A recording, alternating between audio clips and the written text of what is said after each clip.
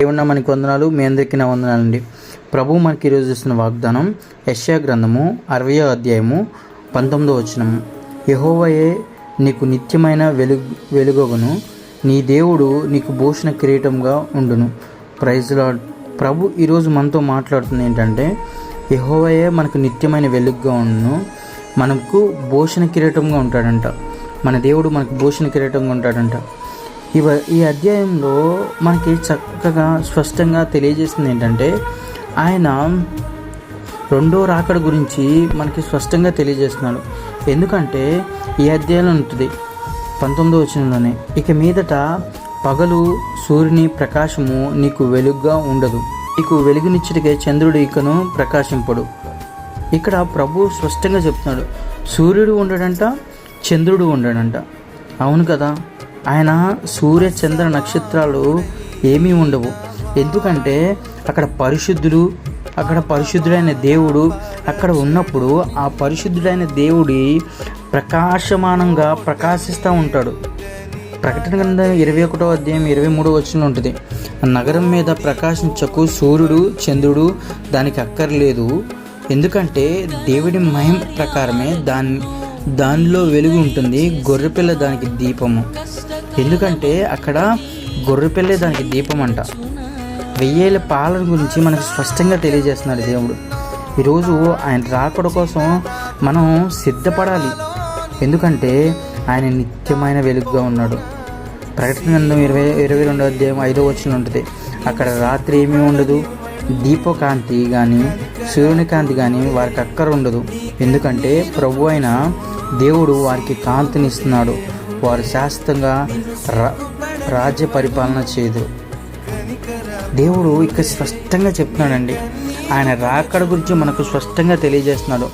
ఎందుకు ఆయన రాకడ గురించి తెలియజేస్తున్నాడంటే, దినములు చెడ్డవి కనుక అజ్ఞాని వలె ఉండక జ్ఞానవంతుడిగా ఉండి మనం ఉండాలని కోరుకుంటున్నాడు దేవుడు.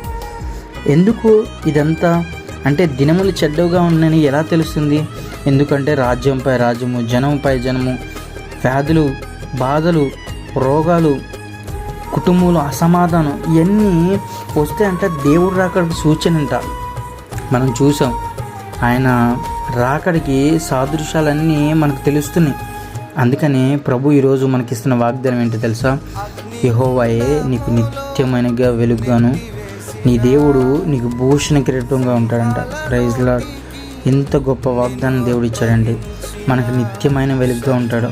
మన దిన పోరాటంలో మనకు వచ్చే శ్రమలు, ఎంతగో వేదనకరమైన మాటలు, మన తోటి వారు మనల్ని పెట్టే అపనిందలు, లేదా మన కుటుంబపరమైన సమస్యలు ఇవన్నీ ఏం చేస్తాయంటే, నెమ్మది లేకుండా అసమాధానంతోనూ కుటుంబంలోనూ అశాంతితోనూ మనం నింపుకొని మనం ఏమవుతుందంటే చీకట్లోకి వెళ్ళిపోతున్నాం, గాఢాంధకారంలోకి వెళ్ళిపోతున్నాం. అందుకని ప్రభు చెప్తున్నాడు వాక్యంలో ఏమనంటే, గాఢాంధకారంలో నేను సంచరించిన ఏ అపాయంకు భయపడను. మనం భయపడకుండా గాఢాంధకారంలో నుంచి బయటికి రావాలంటే ఖచ్చితంగా దేవుడు నిత్యమైన వెలుగులో మనకు ప్రకాశించే మన దేవుణ్ణి చూడాలి. ఎందుకంటే ఆయన ప్రకాశమానం సూర్యచంద్ర నక్షత్రంలో ఏమీ అవసరం, ఆయన ఒక ముఖ కాంతి వలనే ఇదంతా వెలిగించబడుతుంది. మనకి దేవుడు భూషణ కిరీటంగా, ఆయన మనకు అధికారంగా నిలబడితే ఆయన ఇచ్చే కిరీటం మనం పొందుకుంటే ఆ కిరీటం మనల్ని 1000 పాలనలో మనల్ని పరిశుద్ధులతో కూడా ఆయన స్తుతించే భాగ్యాన్ని దేవుడు మనకు కలగజేస్తాడు. కాబట్టి ఈరోజు ఈ వాక్యం వింటున్న నువ్వు ఆయన వచ్చే రెండో రాకడిని నువ్వు గుర్తు చేసుకుంటున్నావా? ఆ రాకడ కోసం నువ్వు సిద్ధపడుతున్నావా?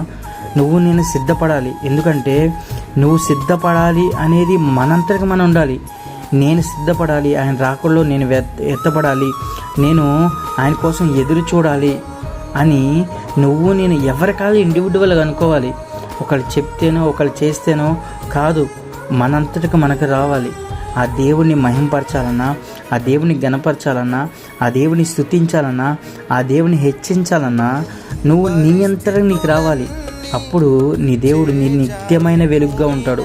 ఎందుకంటే చీకటైను, వ్యాధైను, బాధ అయిను ఏది నీ దరి చేరకూడదంటే ఫస్ట్ ఆఫ్ ఆల్ నువ్వేం చేయాలంటే ఆయనకి దగ్గరగా ఉండాలి. ఆయన దగ్గరగా ఉన్నప్పుడు ఆయనలో ఉన్న ప్రకాశమానం మన మీద కూడా పడుతుంది. అప్పుడు మనకేం చేస్తాడంటే భూషణ కిరీటం ధరింపజేస్తాడు, మన కోసం కిరీటం ధరింపజేస్తాడు. ఆ కిరీటం కోసం నువ్వు నేను ఎదురు చూస్తున్నామా? ఎదురు చూసినట్లయితే, ప్రభు కోసం ఎదురు చూసినట్లయితే ఒక్కసారి ప్రభుని అడుగుతావా? ప్రభా, ఈరోజు నాకు నిత్యమైన వెలుగుగా ఉంటానన్నావు ప్రభా. అయ్యా, నాకు నిత్యమైన నా కుటుంబానికి వెలుగుగా ఉంటానన్నావు కదా ప్రభా. అయా, కిరీటము అయా రాజు గుర్తు కదా ప్రభా. అయా, వేలే వారికి గుర్తు కదా ప్రభా. ఆ కిరీటాన్ని, భూషణ కిరీటాన్ని నాకు ఇస్తానని సెలవిచ్చావు కదా ప్రభా. ఉంటామని సెలవిచ్చావు కదా ప్రభా. ప్రభా, నేను ఉంటాను ప్రభా, భూషణ కిరీటంగాను ప్రభా. అయా, నీ ఉద్దేశం కూడా, ప్రభు యొక్క ఉద్దేశం కూడా ఏంటంటే ఆయన తలగా ఉంచుతాను కానీ తోకగా ఉంచడు. అలాంటి ఉద్దేశం కలిగిన దేవుడి వైపు నువ్వు నేను చూస్తున్నాం కాబట్టి ఆ ప్రభువుని అడుగుదాం. ప్రభా, ఈరోజు అంతట్లో నువ్వు నాకు వెలుగుగాను భూషణంగాను ఉండు ప్రభా, భూషణ కిరీటంగాను ఉండు ప్రభా అని అడుగుతావా? అడిగినట్లయితే దేవుడు ఖచ్చితంగా మనకి ఆయన కృపతో మనల్ని నింపుతాడు. ఆయన రెక్కల నీళ్ళ మనల్ని భద్రపరుస్తాడు. అట్టి వాగ్దానం మన జీవితంలో నెరవేర్చబడును గాక. ఆమేన్. ప్రేమ గల తండ్రి, ఘనమైన దేవా, కృప కలిగిన దేవా, యేసయ్యా నీకు వందనాలు, స్తోత్రాలనైనా. యెహోవాయే నీకు నిత్యమైన వెలుగుగాను, నీ దేవుడు నీకు భూషణంగా ఉండునని ప్రభా ఈరోజు వాగ్దానం మా జీవితంలో మీరు నెరవేరుస్తున్నారు ప్రభా. అవును ప్రభా, మేము చీకట్లోనూ పాపాల క్రియలను బట్టి ప్రభా, మేము చీకట్లోనూ అగాధ స్థలంలోనూ ప్రభా మేము చిక్కుబడిపోతున్నాం ప్రభా.